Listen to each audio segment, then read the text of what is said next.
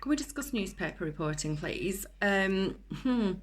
So these phrases keep getting bandied about.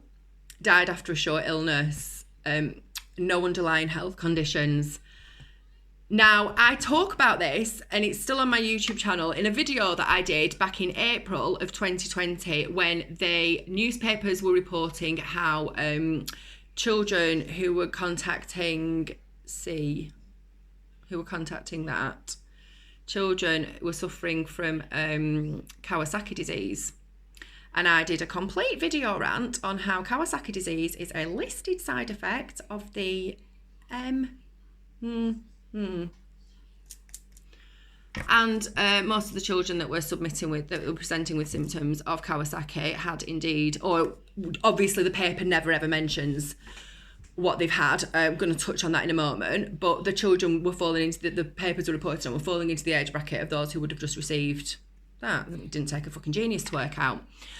Now, whenever you're reading in the newspaper of something that's happened, of somebody dying, and they use these two phrases, died after a short illness or no underlying health conditions, no underlying health conditions it doesn't mean that they were unmedicated, and B, it doesn't mean that they had none of these. In fact, I guarantee that they did have these, because if they were completely, as God in organic, let's start calling the that refuse this, let's start calling them organic. I can guarantee you if somebody was organic and had suddenly dropped down dead, it would be headline news and they would be running with that fact.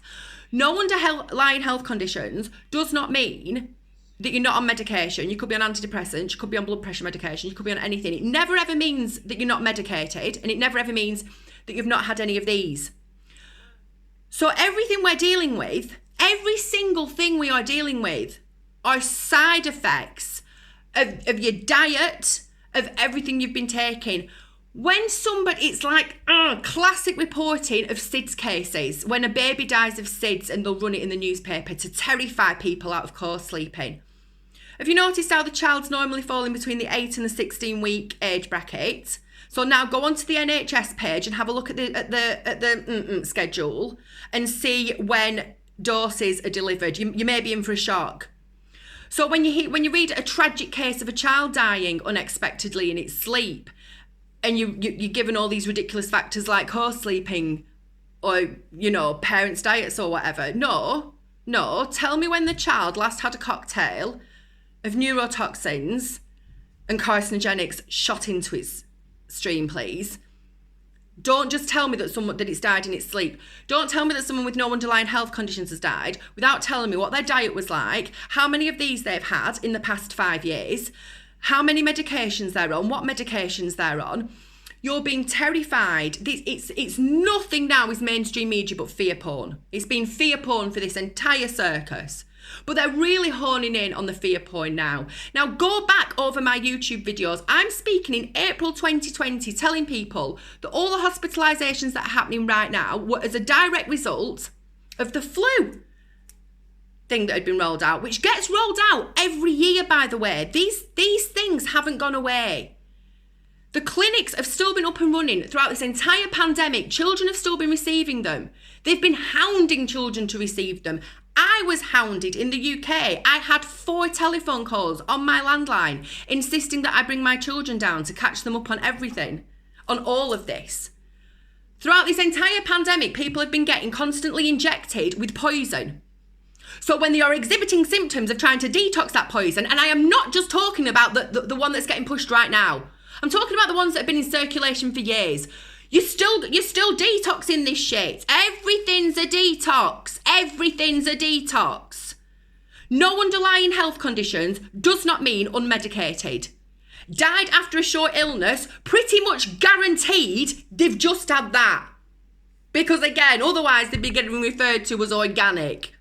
And they're not. Read between the headlines of this fear porn.